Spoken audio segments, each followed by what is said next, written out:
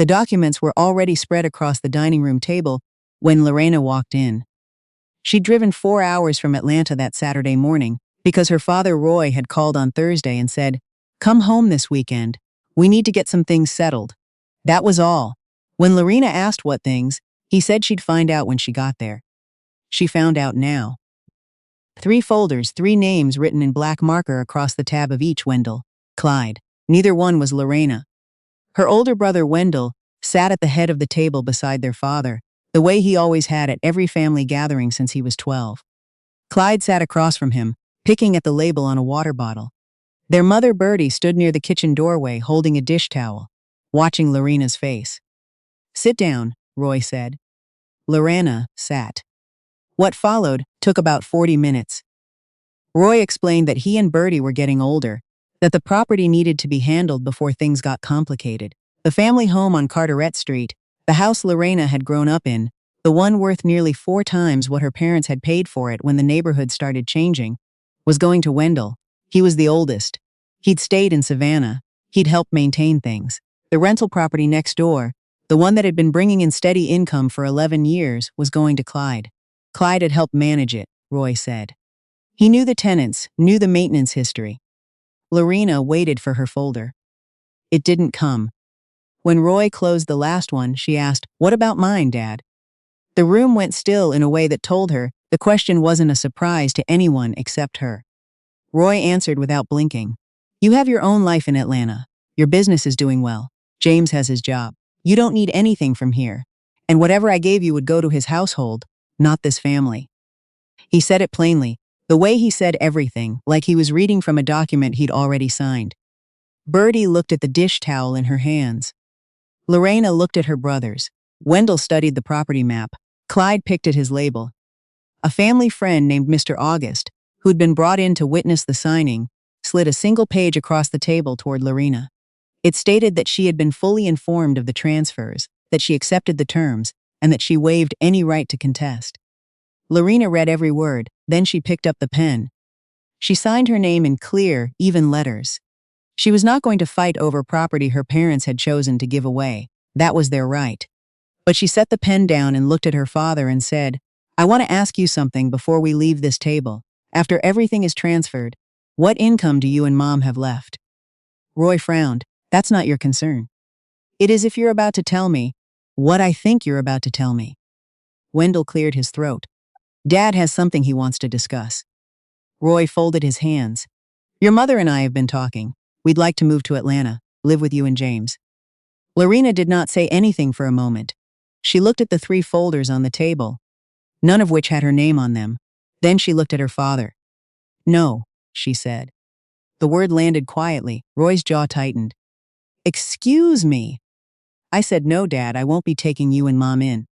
Wendell sat forward.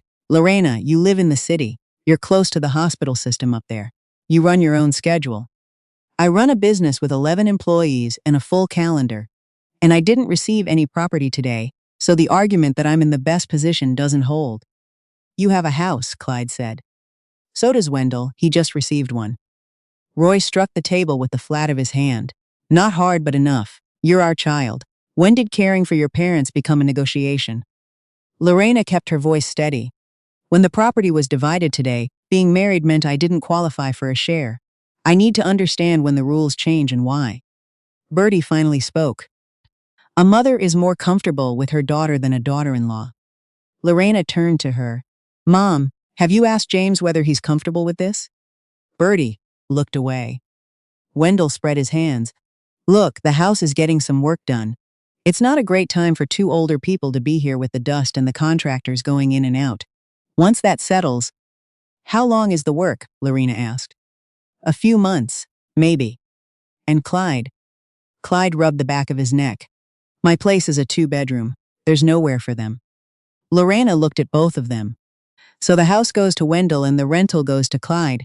But neither of you has room for the people who gave them to you."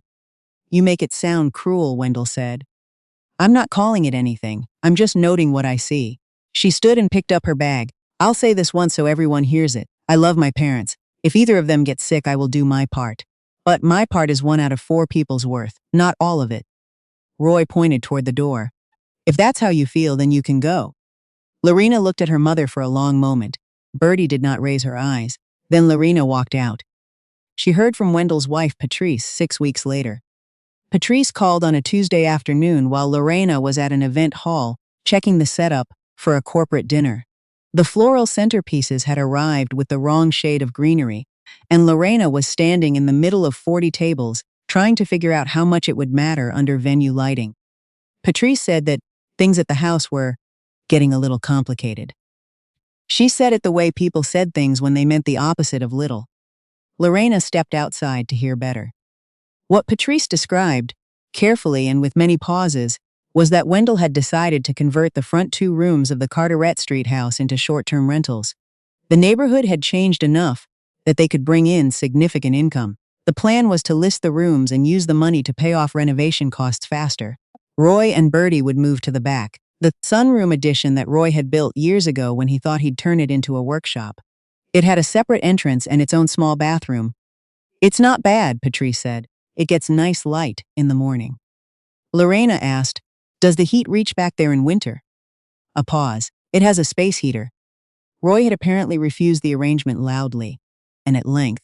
He'd said the sunroom was a storage room, that he'd built it with his own hands, and never intended it to be sleeping quarters.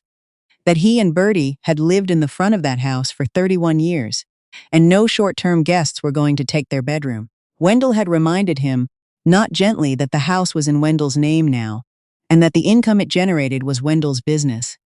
"I just thought you should know," Patrice said. Lorena thanked her and went back inside to deal with the greenery. She didn't drive to Savannah that week. She called her mother every 2 days. Bertie answered and said everything was fine in a tone that meant nothing was fine, and she wasn't going to say so. 3 weeks after that, Clyde called. He said Mom and Dad were staying with him now. Roy had packed 2 bags, called a car, and taken Bertie to Clyde's apartment across town without telling Wendell until they were already gone.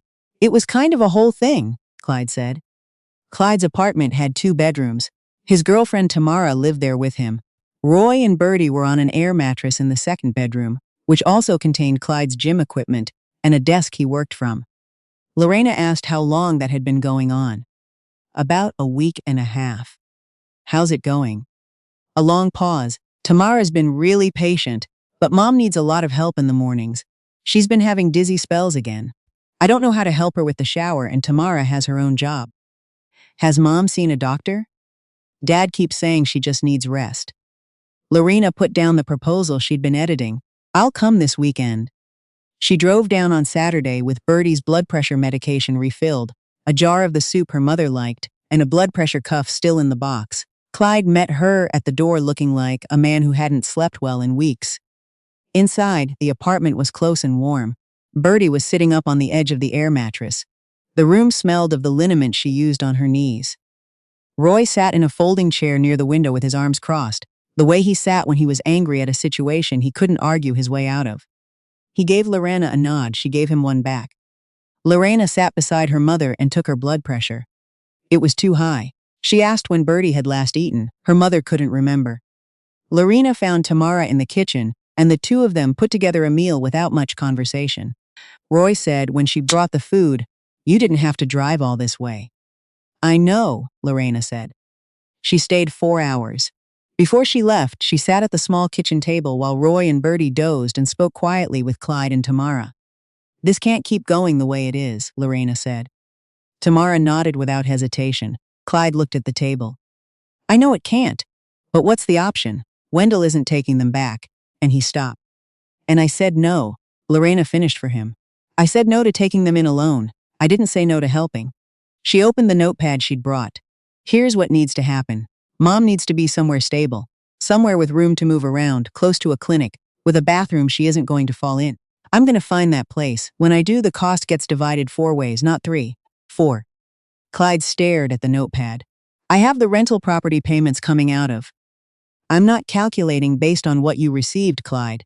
I'm calculating based on the fact that there are 4 children in this family." She looked at him steadily.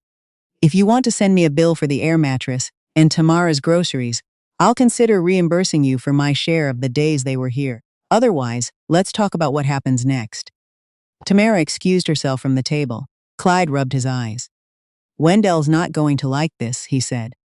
Wendell doesn't have to like it, he has to do his part. Lorena found the apartment on a Monday. It was on Linden Avenue, less than half a mile from the family medical practice where Bertie's new doctor worked. Ground floor, wide doorways. A bathroom with a walk-in shower and a handle already bolted to the wall. A small front porch where Roy could sit in the morning. She also called a woman named Gwen, who came recommended by the church Lorena's parents had attended for 20 years. Gwen had cared for her own mother-in-law after a stroke, and then began doing private care work for families in the area. She was available mornings, Monday through Friday. On Thursday evening, Lorena emailed her two brothers a document, 2 pages. It laid out the monthly cost of the apartment, Gwen's hours, the medication schedule, and what each sibling's contribution would be. It also listed rotating responsibilities. Who drove to appointments, who was the emergency contact for which weeks, who covered Gwen's days off. She wrote at the bottom, "This is not optional. If anyone has a conflict with a specific date, you arrange a swap. If you can't make a payment on time, you say so in advance. Everything gets recorded." Wendell called her that night. "You can't just send a contract to your own family. It's not a contract, it's a schedule. It's the same thing. You're treating this like a business arrangement." "The property transfer was a business arrangement," Lorena said. "I signed documents for that. So I'm using the same approach here." "That's completely different. Explain to me how." He couldn't. He tried twice and stopped. He said she was being cold about something that was supposed to be about love. And Lorena said that people who loved her parents would show up on the days they'd agreed to show up. And that love didn't mean anything if it wasn't backed by action. Wendell said he'd think about it. Clyde signed the schedule the next day. He called Lorena and said he was embarrassed about the air mattress situation and should have pushed back on Wendell earlier. "You're pushing back now," she said. "That's what matters." Wendell signed 4 days later. He signed it hard enough that the pen went through the paper on his initial. Lorena made note of it without comment. The first 2 months were difficult in the ways Lorena had expected, and in a few she hadn't. Gwen was steady and consistent. Roy learned quickly how to lay out Bertie's morning medications in the right order and fill the pill organizer the way Gwen had shown him. What was unpredictable was the brothers. Clyde came when he said he would and stayed for his hours. But twice he called Lorena mid-shift in a panic because Bertie had seemed confused and he didn't know what to do. Lorena talked him through it both times from her car in the studio parking lot. Wendell's pattern was to arrive late, leave early, and send Patrice when something came up at his business. Lorena documented each absence. She didn't call him about it. She sent a short message to the family thread with the date and a notation. After the third one appeared in writing for everyone to see, Wendell started keeping better time.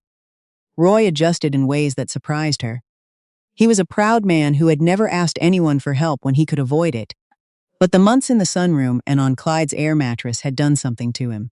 He'd gone into those situations believing his sons would handle things, and he'd come out understanding, in whatever way a man like Roy could bring himself to understand it, that he had miscalculated. He didn't say so in words. He just started doing things differently. He learned to use the blood pressure monitor. He began writing down what the doctor said instead of relying on memory. He stopped telling the boys to handle it when something needed handling and called Gwen or Lorena instead. Once Lorena arrived for her scheduled day and found Roy sitting beside Bertie's chair, working through the hand exercises with her, slowly, counting each repetition, exactly the way Gwen had shown him. He didn't look up when Lorena came in, he kept counting. She pulled up a chair and watched without saying anything. Bertie improved gradually. The dizzy spells became less frequent. She started eating better once the food was consistent and prepared the way she liked. She could hold a short conversation without losing the thread. Some mornings she asked Gwen to help her to the front porch so she could sit in the sun, and that's where Lorena usually found her when she drove down on her scheduled days. Sitting in the light with her hands folded in her lap and Roy next to her reading the paper or just watching the street. 7 months after the meeting at the Carteret Street table, Clyde came to Lorena's event studio in Atlanta. He sat in her office, surrounded by samples of silk ribbon and dried flower arrangements, and looked completely out of place and completely miserable. He told her the rental property deal had fallen through. He'd taken out a second loan to do upgrades that were supposed to increase the rental income, but the contractor had gone over budget and a long-term tenant had moved out unexpectedly. He was 2 months behind on the mortgage. "How much?" Lorena asked. He named a number. It was not small. She was quiet for a moment. Then she said, "I'm not going to lend you that, Clyde." He looked like he'd been expecting it and was still disappointed. "I know you can cover it. One good event weekend for you is more than I make in a month. What I make goes back into the business. Wages, supplies, insurance. It's not extra money sitting somewhere." She looked at him steadily. "And more than that, this isn't me punishing you. I'm not going to put my employees' paychecks at risk to fix a decision you made. That's just what's true." Clyde sat with that for a while. Then he said, "What would you do?" "Talk to a financial counselor. Look at refinancing. Maybe sell part of the property if it comes to that." She leaned forward slightly. "You made a decision and it didn't go the way you hoped. That happens. But the answer isn't finding someone else to absorb the loss." He nodded slowly. She didn't feel satisfied after he left, but she felt clear, which was different and steadier. The letter was inside a shoebox. Bertie kept a collection of them under the bed at the Linden Avenue apartment, shoeboxes full of things she'd held onto over the years. Papers, photographs, cards with handwriting on them. One afternoon when Lorena was helping Gwen reorganize the small bedroom closet, Bertie pointed to the box on the far right and said, slowly, "That one, bring it." It was heavier than the others. Inside, on top of folded envelopes and old Christmas cards, was a spiral-bound notebook with a red cover. Lorena recognized it immediately.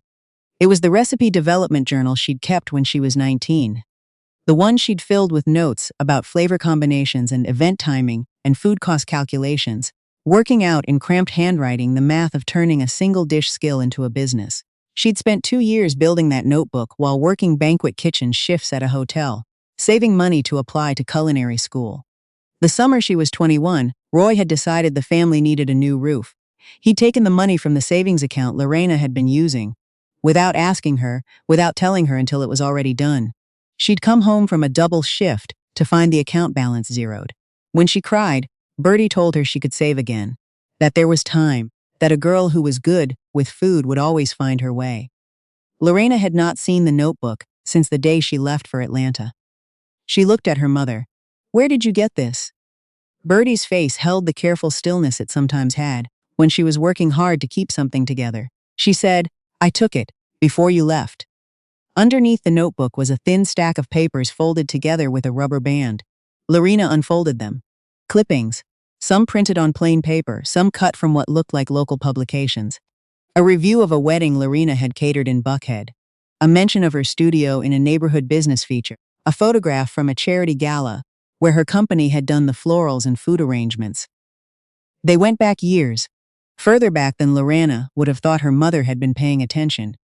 Under those was a letter, handwritten, in Bertie's careful script. It was addressed to the culinary school Lorena had wanted to apply to the summer the roof money was taken. Bertie had written to ask whether there were payment plans or scholarships available for students from lower-income households. The letter had a date at the top. It had never been sent. Lorena set everything on the bed and looked at it for a long moment. "You never told me any of this," she said. Bertie looked at the wall. Then she said, "I was afraid of your father." The room was quiet enough that Lorena could hear the television from the living room, where Gwen was watching the afternoon news. "I know," Lorena said, "but back then I was the one who paid for that fear." Bertie's eyes went wet. She reached for Lorena's hand and Lorena let her take it. Neither of them said anything else for a while. Lorena looked at the clippings spread across the blanket, every one of them a thing her mother had tracked in silence, had cut out and saved, and kept in the dark under the bed, and understood that it was possible to love someone and still fail them so completely that the love made almost no difference at all. Eventually, she picked up the notebook and said she was going to take it home to repair the cover, which had come loose from the spine. Bertie nodded. 2 weeks later, Lorena drove back down and returned it with the cover reglued and the pages pressed flat. She placed it in the shoebox herself in the same spot. Bertie watched her do it. Then she said, "I was wrong." No circumstances offered alongside it, no explanation of the roof or Roy's temper or the way things were back then, just the words, set down plainly. Lorena pulled the chair closer to the bed and said, "I heard you." Roy was the one who brought it up, several months later. Lorena's daughter had won an award at a regional youth design competition. a culinary arts and presentation challenge, that the school had entered her in after her teacher noticed something in the way she plated her cooking class projects. The certificate was printed on heavy paper, with a photograph beside the award text, showing a table the girl had arranged herself, every detail chosen and placed with more intention than most adults would have thought to put into it. Lorena had the certificate sitting on her desk at the studio for 3 weeks before she did anything with it. Her daughter kept saying it wasn't a big deal, just a school thing. Roy came to Atlanta with Clyde for a follow-up appointment and stopped by the studio afterward, the way he'd started doing when he was in the city. He walked slowly around the workroom, looking at things, not saying much. He was standing at Lorena's desk when he saw the certificate. He picked it up. "Is this hers?" "Yes." He studied the photograph, the table arrangement, his granddaughter's name printed in small letters below the award text. He stood there longer than Lorena expected him to. Then he said, "Why is it sitting in here?" "I've been meaning to frame it." "Frame it then." He set it down carefully. "And when you do, don't put it in a drawer." He walked out to the front room without saying anything else. Lorena stood at her desk for a moment after she heard the door. That evening, she had the certificate framed, a simple frame, dark wood, clean glass, large enough to show the photograph and the award text side by side. She hung it on the wall in the studio entrance, at eye level, where the morning light reached it first before it touched anything else in the room. She did not hang her old journal beside it. She knew where the journal was and what it meant, and she did not need to put it on a wall for anyone else to see. Some things were proof you kept for yourself. The care schedule went out every week. Clyde responded on time. Wendell responded eventually. Gwen sent her daily notes without being asked, and Roy filled the pill organizer each Sunday morning and set it on the kitchen counter where Bertie could see it. Lorena drove down on her scheduled days and did the work fully, and then drove back to Atlanta and to James, and to her children, and to the studio, where 11 people showed up each morning and earned their wages from the business she had built in a city where no one had given her anything to start with. What she had taken back was not on Carteret Street, and it was not in a deed recorded at the county clerk's office. It was the right to decide what she owed, and to whom, and to say plainly, clearly, in the first conversation, before anyone could settle into assuming otherwise, that her love for her family had a shape to it, and that shape was not a blank check with her name signed at the bottom. The morning light came through the studio window and fell across her daughter's certificate on the wall.